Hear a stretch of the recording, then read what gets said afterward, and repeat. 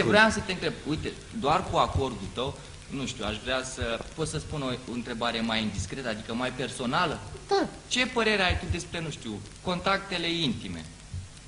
Contacte intime. Despre sex, pe românește. Vai de mine și de mine. Ce? Vai de mine și de mine. Da, nu-i bine așa. Ce? Nu. Nu se discută despre asta. Eu... Tu ești o fire mai emotivă, retrasă mai și retrasă. Da, mai retrasă. Eu... Și nu, ai văzut, tu te-am întrebat frumos, Da, și dacă așa, da, schimbăm da, subiectul. da, Schimbăm da, subiectul, da, da? da, E cel mai da, bine așa, ca da, să nu te da. simți tu jignit. Că Da, noi, dar nu mă simt bine. Te simți bine. Asta e cel mai bine, fiindcă, uite, aici noi la TVM suntem o mică, mare familie, nu? Da. Și acum ai ajuns și tu în familia noastră, nu? Da, Ce părere ai tu despre TVM? este un post bun.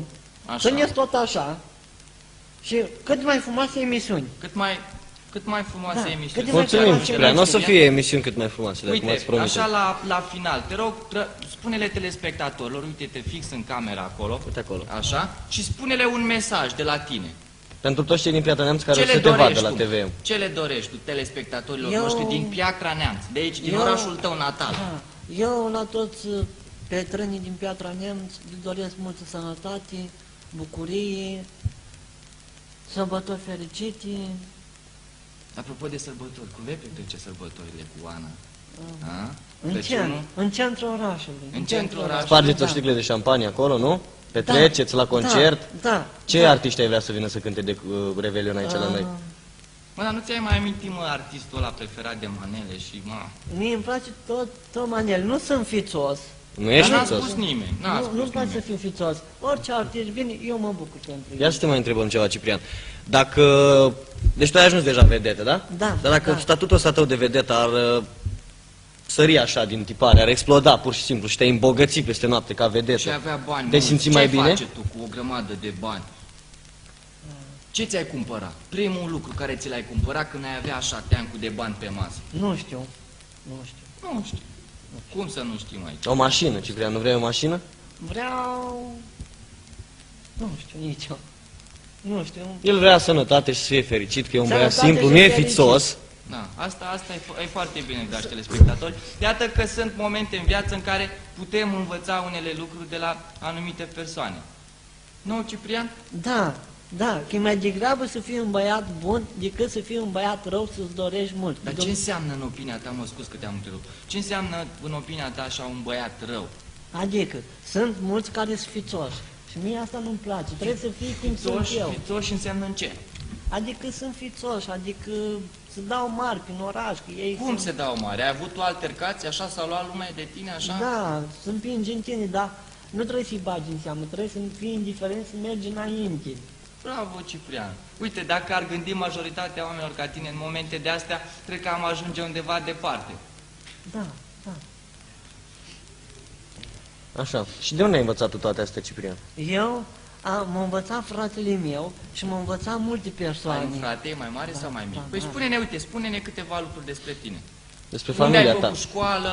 Eu am învățat la Ștefan cel Mare. La în comuna Ștefan cel Da, Mare, aici da. în Neamț, la noi? Nu, la Ștefan cel Mare. Da, e tot în județul Adus. Neamț comuna. Da. Ștefan cel Mare, așa, acolo ai făcut școala? 9, 10, 11 și 12. Foarte E o bine. școală- E o școală specială, din câte știu, nu? La școala Da, specială. da, Mai da. știi cum se numește? Ștefan cel Mare. Mărcă așa știu. Ștefan cel Mare se numește. Da, eu așa știu. Așa, și fratele tău cu câți ani e mai mare decât tine? E la București, acolo, la el. Da, dar cu câți ani e mai mare decât tine el? Păi eu am 31 de ani și el are 30. Mai mic. Ah, mulți înainte atunci. Mulți înainte. Și el ți-a dat sfaturile astea? Da, m-a învățat de bine. Bune sfaturi, bine că te-a învățat de bine. E bine că ai pe cineva care să-ți poarte de grijă și care să-ți arate drumul în viață. Așa. Bine, ce-ți propui tu pentru anul 2011? Că fiecare la pragul ăsta dintre ani își pune câte un obiectiv. Știi, uite, eu în 2011 vreau să fac aia. Tu ce vrei să faci în 2011? Da, întrebare bună. Că m-am gândit și eu într-o seară, când m-a sunat cineva și m-a întrebat. Așa. O că tu vrei să te Dar lansezi în muzică? Dar cine te-a sunat? Cineva de la București m-a întrebat dacă vreau să mă lansez în muzică. Așa, și tu ce ai spus? Eu dacă trebuie să mă lansez în muzică, trebuie să am măcar un sponsor. Așa. Și ai încercat să cauți un sponsor? Nu, cum să zic, am emoții, nu, E nicio nu problemă. găsesc niciun sponsor. Uite, Deci la asta mă gândesc și eu. acum că ești, uite, suntem aici la TVM, dragi telespectatori, poate se găsește, nu știu, cineva dintre voi să-l sponsorizeze financiar, nu? Că la asta te Da, referi, da, nu? și vreau să mai zic ceva după aceea. Stai acum, Da, spune-te. da. Când m-a sunat Antena 1, a zis că o să joc într-un film cu Florin Persic, de la București. Așa Așa. au zis la Antena 1. Și te bucuri? Mă bucur. Dar tu știi cine e Florin Piersic? Este o mare vedetă, dar cum să fac? Când m-au contactat, aveam mare emoții în casă. Deci n-am putut să cred că e adevărat, dar după aceea am crezut, când mi-au zis vecinii. Ia auzi. Dar Și- cine ar fi crezut? Da, uite, că până la urmă un băiețel din Piatra Neamț, care mai ieri era anonim, acum uite că, nu? Am ajuns vedetă și... Antena 1, Florin Piersic. Da, și să mă subțin în Piatra Neamț. O să te subțină toată lumea, să Și să am vedem. mulți fani. O să ai și mulți fani. Și nu o să dezmăgesc la București dacă o să mă duc. Ce Și să o faci? Nu o să eu dezmăgesc. Nu o să ne dezamăgești. Ah, da. O să lupt mult să fie văzut Piatra Neamț bine. Să fie văzut orașul Asta nostru contează. bine. Asta contează. Asta e bine. E bine. Că Tu ești tu ai- mândru de orașul Piatra Neamț, nu? Da, eu sunt mândru de Piatra Neamț pentru că e un oraș foarte bun. Da? Și domnul primar Gheorghe Ștefan a făcut tot. Și de pe calea asta îi mulțumesc că a făcut și concerte și a făcut tot pentru noi. Aplauze pentru el. Aplauze pentru domnul Gheorghe Ștefan. Pentru că așa sunt eu. Așa simt eu în bucuria mea. Așa simt eu. Nu știu. Asta e bine. Ești Ai mers un cu telegondola? băiețel sufletist. Am mers odată cu Telecondora, dar mi-a plăcut. Ți-a Nu plăcut? te-ai speriat? Prima dată m-am speriat. Te-ai speriat un Da, pic, da, da, da. Ai fost la vreun meci aici, la stadion, la noi? Sunt La cu Ceahlău? Ceahlău, da. Nu prea am ocazia să mă duc, De ce? că nu prea am ocazia. Da, ești ocupat? Nu. Păi de-aia te-am întrebat. Sau nu ai ce- de unde să-ți procuri bilet? Da, da, da, da, Aha. da, da. Dar îți dai seama, cu dacă ai ajuns vedetă, probabil or să te primească acolo, să te recunoască domnul de la intrare și o să Da, zică, da, tu ești da, Ciprian, da, tu ai apărut da, pe net, da, tu nu știu da. ce. O să-ți facem noi rost de un bilet la tribuna oficială, să mergi să vezi un meci la Ceahlău, da? da. Că ai zis că ții cu Ceahlău. Sunt cu Ceahlău. Hai, Ceahlău! Hai, Ceahlău, ca să nu câștige alegerile. Așa, Să Nu câștige alegeri, meciul. meciul, alegerile să le câștige altcineva. Da, da. Uite, Da. să ajungem și la subiectul ăsta, chiar vreau să te întreb. Ce părere ai despre ce se întâmplă acum în România din punct de vedere politic? Ai văzut că toată lumea se plânge că nu are bani, ăștia de la guverne taie și ultimii bani, rămânem săracii lumii. Tu ai Ce mers ne la facem? vot chiar? Ai mers la Da, vot? am Și pe votat. cine ai votat? Poți să ne spui? Numai dacă vrei. Primarul. Nu, alegerile prezidențiale. Nu, Și președinte. domnul Băsescu, m-am pus acolo, că m-am dus, am Da? întrebat acolo. Și Singur am te-a dezamăgit domnul Băsescu? Nu, nu. Nu te-a dezamăgit? Nu. A, deci tu ești fericit aici în România, nu? Da, sunt Toate fericit. lucrurile merg Chiar bine dacă aici. toată lumea zice că trebuie bani, că trebuie să așa. Ce nu-ți Domnule, trebuie bani? trebuie să muncești, să ai. Cât de puțin trebuie să ai? Trebuie să ai cât de puțin, nu trebuie să ai mare Strictul avere. necesar, nu? Da, trebuie să ai cât de puțin, că dacă ai puțin, Dumnezeu merge înainte cu tine. Dacă ai mult,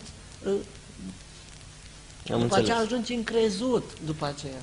Da, Lumea trebuie să fie așa, cum să zic. cumpătată, cu bun simț, da, nu? Da, nu că Da. vine sărbătorile trebuie să fii mai bun, trebuie să fii din ianuarie Tot timpul. tot anul. 24 din 24, Da, 365 da, de zile pe an, da. Ciprian, ia spune-ne, cunoști tu persoane, nu știu, care s-au îmbogățit așa peste noapte și au ajuns încrezuți? Păi trebuie să cunoști din moment, Da, altfel da, nu poți spune, da, nu? Pe da, cine da. știi tu așa? Un prieten de-a meu era sărac și am zis, bogat și când mă vede, nu că mă scuipă, dar mă brușește pe la spate. Dar eu nu prea-i dau atenție, că mi-a zis și o fată, o prieten de-a mea, nu dau atenție. Tu mergi înainte, trebuie să fii indiferent. Deci situația s-a schimbat odată ce el a căpătat mai mulți bani, da? Da, da. Da, deci uite că Mie banul dacă schimbă mi s-ar omul până face la orice urmă. ofertă, eu aș fi așa, cum zic. Cum să lăsa Dumnezeu. Uite, Așa e dacă, cel mai dacă bine. și Ciprian își dă seama că banul schimbă omul, e ok. Da, Așa, și ești pregătit pentru emisiune? da.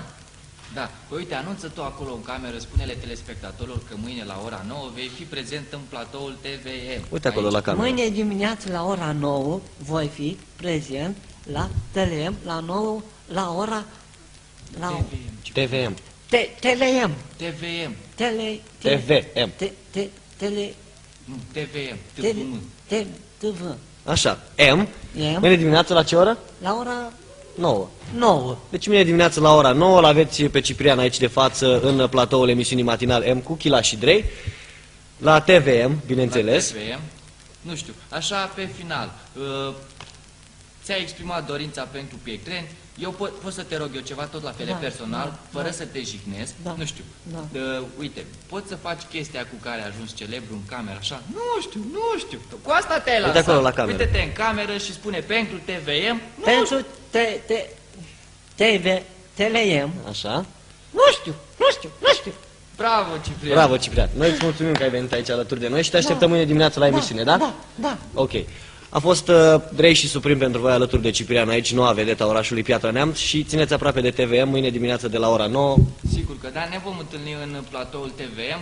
Dacă, nu știu, Ciprian se va gândi mai bine, poate o va aduce și pe Oana, sau dacă nu, cel puțin vom vorbi și despre Oana, prietena lui, fiindcă ultima oară își căuta prietena acum și a găsit odată cu calitățile sale dobândite pe parcursul Ascensiunii. Ascensiunii, uite, mai bine, ascensiunii sale.